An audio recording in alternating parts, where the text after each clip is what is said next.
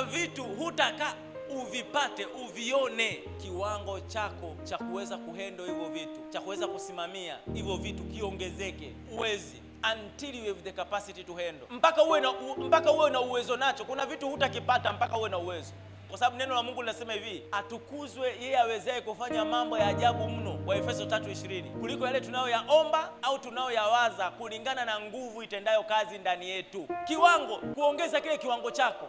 Mimi kuna kitu fulani nilikuwa nakitaka zamani, natamani kile kifanyike, natamani.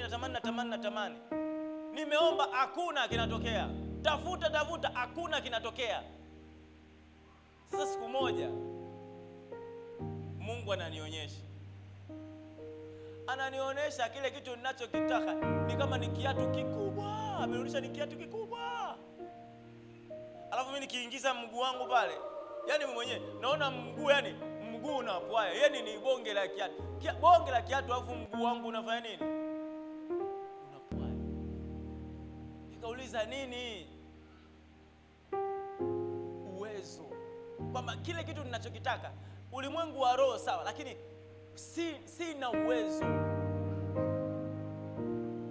Mpaka niwe na uwezo wa kukisimamia, mpaka niwe na uwezo wa kukidhibiti, until you have the capacity to handle.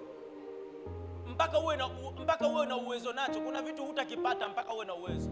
Kwa hiyo pale nilisarenda. Yaani sasa nilichokifanya, nilianza kuongeza uwezo.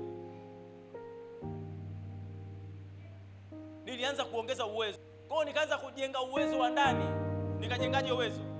Nikaanza kuwa na muda wa kusoma neno kila siku, wa kuomba. Naamka usiku naomba, mkesha niliomba, nikaanza nilivyoongeza kiwango changu, kile kitu nilikuja kupewa. Pigia Yesu makofi. Sasa hivi kanisa la sasa hivi watu wanatangatanga, hawataki kuongeza kiwango. Mungu hawezi kukupa kama ni mtoto. Kuna vitu wewe unavitaka katika ulimwengu wa roho tayari vimeshafanyika, kwa sababu Biblia inasema tumebarikiwa kwa baraka zote za rohoni.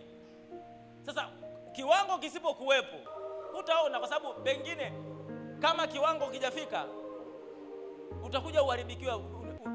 Unaweza ukamwacha hata Mungu.